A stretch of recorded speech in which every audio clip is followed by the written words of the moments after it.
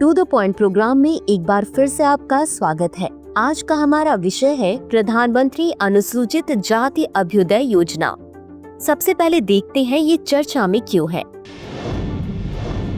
हाल ही में केंद्रीय सतर्कता आयोग ने प्रधानमंत्री अनुसूचित जाति अभ्युदय योजना से धन के दुरुपयोग के लिए केरल के मुख्य सचिव के खिलाफ एक शिकायत भेजी है। अब जान लेते हैं प्रधानमंत्री अनुसूचित जाति अभ्युदय योजना के बारे में। प्रधानमंत्री अनुसूचित जाति अभ्युदय योजना भारत सरकार द्वारा वित्त वर्ष 2021-22 में अनुसूचित जातियों के सामाजिक आर्थिक उत्थान हेतु शुरू की गई एक ऐतिहासिक पहल है।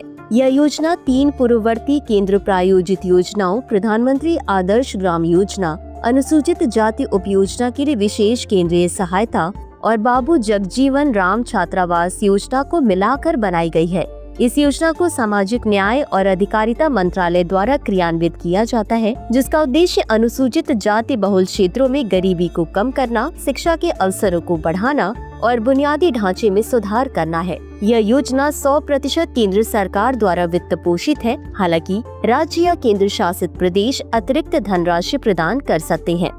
इस योजना में राज्यों को केंद्र से धन प्राप्त करने हेतु अपनी वार्षिक कार्य योजना पीएम अजय पोर्टल पर ऑनलाइन प्रस्तुत करनी होती है। यह विकेंद्रीकृत योजना निर्माण प्रक्रिया राज्य और जिला दोनों स्तरों पर परियोजनाओं को बनाने और अनुमोदित करने की अनुमति देती है।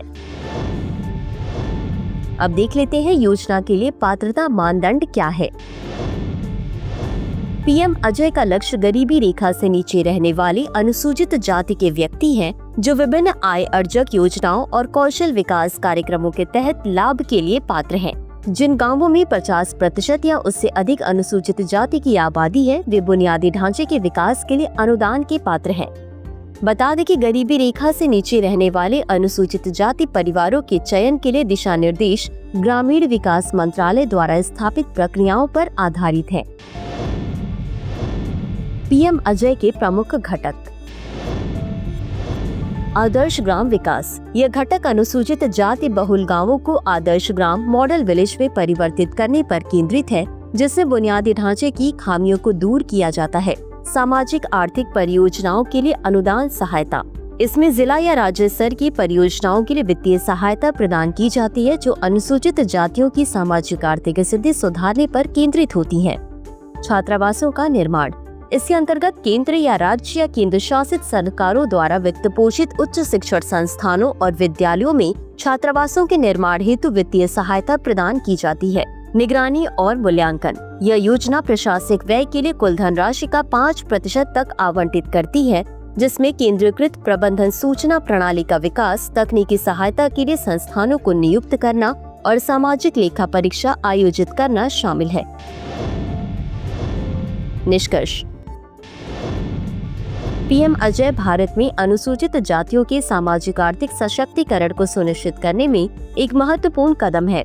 यह योजना गरीबी उन्मूलन, बुनियादी ढांचे के विकास और शैक्षिक सहायता पर केंद्रित करके सामाजिक आर्थिक विषमताओं को दूर करने और समावेशी विकास को बढ़ावा देने का कार्य करती है। इसी के साथ अंत में देख लेते हैं आज के अभ्यास प्रश्न को। पीएम अजय योजना के संदर्भ में निम्नलिखित कथनों पर विचार करें। 1. पीएम अजय 100% केंद्र सरकार द्वारा वित्त पोषित योजना है, जिसमें राज्य या केंद्र शासित प्रदेश अतिरिक्त धनराशि प्रदान कर सकते हैं। 2. पीएम अजय योजना को ग्रामीण विकास मंत्रालय द्वारा शुरू किया गया था। उपर्युक्त में से कौन सा या कौन से कथन सही है या सही है? A केवल 1, B केवल 2, C 1 और 2 दोनों, D न तो 1 और न ही 2। इस प्रश्न का उत्तर कमेंट बॉक्स में जरूर दें। आज के लिए बस इतना ही। धन्यवाद।